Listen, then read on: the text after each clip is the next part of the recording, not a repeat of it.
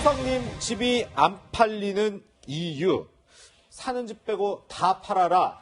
이렇게 노영민 대통령 비서실장이 다주택 청와대 참모들에게 권고를 했었죠. 그 마감시한 지난 7월 말이었습니다.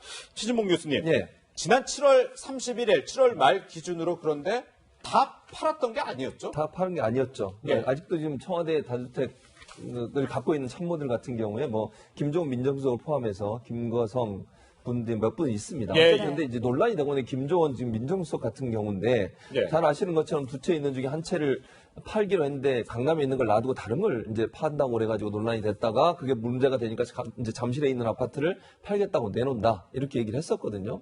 근데 문제는 뭐냐면 본인이 내놓은 아파트 가격이 현재 논란이 되고 있는, 그러니까 현재 시세보다 좀 더 높게 아파트를 내놓은 게 아닌가 하는 이런 논란이 되고 있는 상황입니다. 네, 저는 이렇게 생각해요.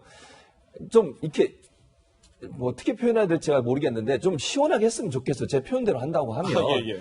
파는 김에 좀 빨리 팔고 정리하는 게 네. 부담을 줄여주는 거 아닙니까? 청와대예요. 그렇죠. 아니 이렇게 물론 개인 재산이기 때문에 제가 팔아라 말아라 개인적으로 얘기할 수는 없습니다. 그러나 우리 국민들이 볼 때 고위공직자 특히 청와대에 근무하신 분들이 모범을 보이는 것이 어떤 정부의 부동산 정책을 적극적으로 펼치겠다고 하는 의지를 보여주는 하나의 기준이 될 수 있다고 저는 생각이 들거든요.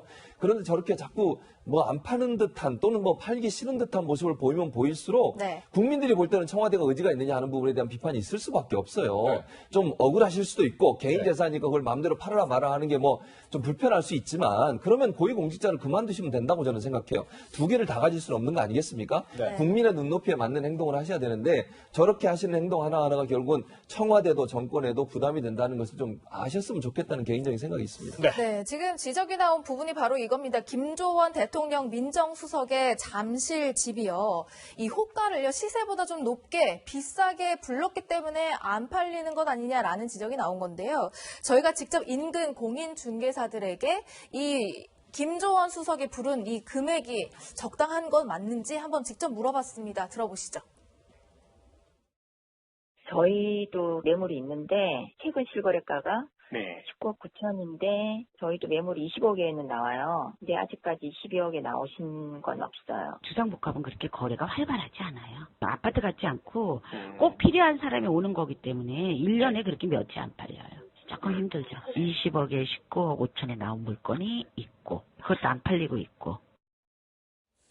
어쨌든 22억 원대에 내놨다고 이제 보도가 됐던 그 집 팔리기 어렵다 이런 목소리가 나오고 있는데요. 어쨌든 오후에는 좀 철회를 다시 했다라는 소식도 전해지긴 했지만 적절하진 않은 가격이었다라는 게 지금 의견인 것 같아요. 근데 그 철회가 그러니까 호가를 낮춘 게 아니라 지금 기사에 뜬 거 보면은 오전 9시쯤까지는 포털 사이트와 중요 부동산 매매 관련 사이트에 검색됐지만은 이후 아예 삭제가 됐다 이렇게 나오거든요. 팔기로 했던 거를 철회했다는 보도가 또 새로 나왔더라고요. 아, 네. 그러니까 나중에 만약에 계속 이렇게 민정수석직을 유지를 하시려면은 나중에 그러니까 시가에 맞춰가지고는 내놓으실지 아니면 그냥 철회한 상태로 그대로 가실지는 우리가 지켜봐야 되겠는데 근데 저는 이게 공직에 가기 전부터 다주택자였고 내가 어떤 투기 목적이 아니라 이런저런 이유로 해가지고 다주택이 됐다는 것만으로 그거를 막 팔아야 된다 이런 거는 개인적으로는 사실 동의를 안 해요. 그런데 다 지금 뭔가 이렇게 여론이 안 좋아지고 있는 거는 일단 저렇게 팔듯 하면서 안 파는 거는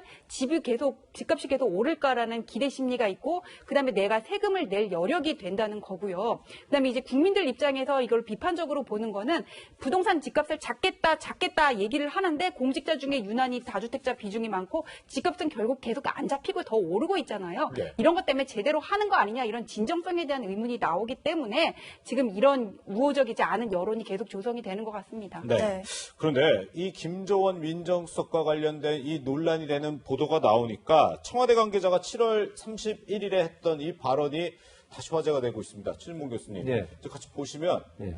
언제 팔렸는지는 다 공개가 될 거다. 그런데 매물 가격을 높게 내놓고 안 파는 그런 경우는 없을 것이다. 이렇게 강조를 했는데 그렇죠. 참 이 김조원 민정수석 사례와 딱 이렇게 좀 네. 들어맞는 듯한 발언이거든요. 저건 원칙이죠, 사실은. 청와대 관계자가 밝혔다는 저 말이 원칙이라고 저는 생각해요. 네. 왜냐하면 처분을 빨리 하겠다고 밝혔다는 말은 시세보다 좀 낮게 내놔서. 금매로 내놓고 그렇죠. 그럴 수 있죠. 그렇게 해야 되죠. 그렇게 하는 게 진정성이 보이는 거예요. 네. 팔겠다고 해놓고 뭐 시세보다 좀 더 높게 가격을 형성시켜서 내놨다. 이거는 진정성이 없다고밖에 볼 수 없는 거 아니겠습니까? 그럼 약속을 하고 국민 앞에서 잠깐 소나기 피하기 위해서 약속하고 나중에 안 지켰다는 비판을 받지 피하기 어려운 상황이 된다고 저는 봐요. 그래서 이런 청와대 발표도 있었고 비서실장도 몇 번 얘기하고 김종훈 수석 같은 경우 지난번에 한번 논란이 한번 됐잖아요. 그러면 조금 더 적극적으로 행동을 보였으면 좋았겠다라는 아쉬움이 남습니다. 지금이라도요. 좀 그런 모습을 보여주시는 것이 국민들에게 정말 신뢰성을 줄 수 있는 청와대 정책이나 부동산 정책에 대한 신뢰성을 줄 수 있는